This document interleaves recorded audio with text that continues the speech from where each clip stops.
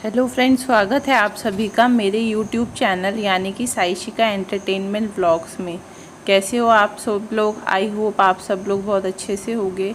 So friends, video start करने से पहले अगर वीडियो अच्छा लगे तो चैनल को सब्सक्राइब करना और अपना प्यार बनाए रखना, ताकि मैं आगे भी आप सब लोगों के लिए ऐसे ही वीडियोस बनाती रहूँ।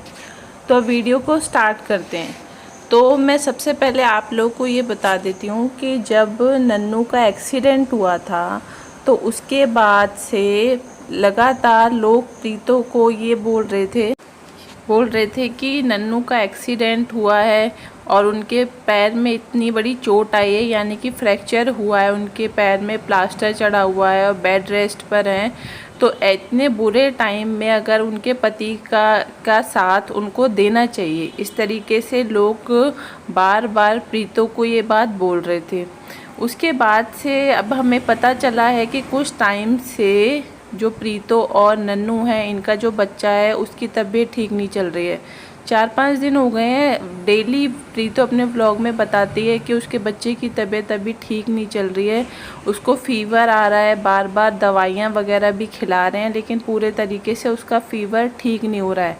तो जब ये सब बातें नन्नू को पता चली, क्योंकि कहीं ना कहीं हम लोगों को सबको ये बात पता है कि नन्नू और प्रीतो की पर्सनली अभी आपस में बातचीत नहीं हो रही थी, तो नन्नू को भी ये बात नहीं पता थी कि जो उनका बच्चा है उसकी तबीयत ख़राब है। लेकिन जब नन्नू ने व्लॉग देखा प्रीतो का, तो उसके बाद नन्नू को पता चला कि बच्चे की तबीयत ठीक नहीं है।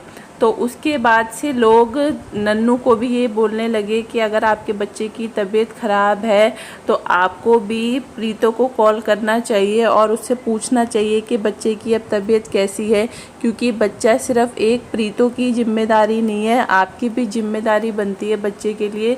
तो ये सब सुनने के बाद और कहीं ना कहीं नन्नू को भी ये बात फील हुई कि हाँ, बच्चा हम दोनों का है, लड़ाई हम दोनों की है। अगर लड़ाई को एक साइड में रखकर देखा जाए तो बच्चे की जिम्मेदारी हम दोनों को ही लेनी चाहिए। तो और अगर बच्चे की तबीयत अभी ठीक नहीं है तो ऐसे टाइम में नन्नू को भी ये लगा कि मुझे कॉल करके बच्चे की तबीयत के बारे में पूछना चाहिए।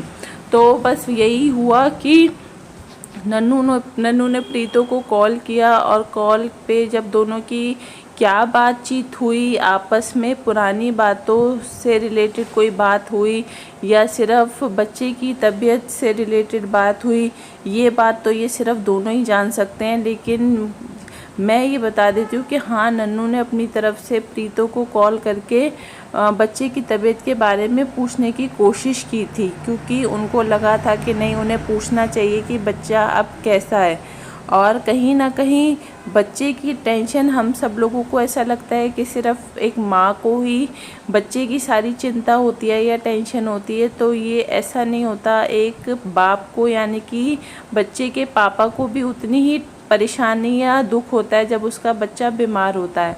और अगर बात करें प्रीतो और नन्नू के बच्चे की, तो अगर आप उस बच्चे का फेस देखोगे अभी, तो वो काफ़ी ज़्यादा मतलब एकदम कमज़ोर सा हो गया है, दुबला पतला सा हो गया है। और जबकि अगर आप उसको पहले, अगर आप लोगों ने उनको व्लॉग में देखा होगा उस बच्चे को, तो वो पहले कितना हेल्दी, हंसता रहता था, उसके चेहरे पे स्माइल रहती थी, बहुत अच्छा सा मतलब खुश मिजाज बच्चा लगता था। लेकिन अगर आज की हाल में अगर उसको हम देखें तो बच्चा बेचारा बहुत कमज़ोर सा, मायूस सा दिखाई देता है। तो बच्चे को देख के काफ़ी ज़्यादा तरस आता है। मुझे ये लगता है कि इन दोनों की लड़ाई की सज़ा कहीं ना कहीं बेचारा वो बच्चा भुगत रहा है। बच्चा भी छोटा है, बोल नहीं पा रहा, लेकिन कहीं ना कहीं उस बच्चे के ऊपर इन लोगों की लड़ाई का बहुत ज़्यादा इफ़ेक्ट पड़ रहा है। और अगर वो धीरे धीरे करके जैसे बड़ा होगा, जब चीज़ों को समझने लगेगा, तो उस बच्चे के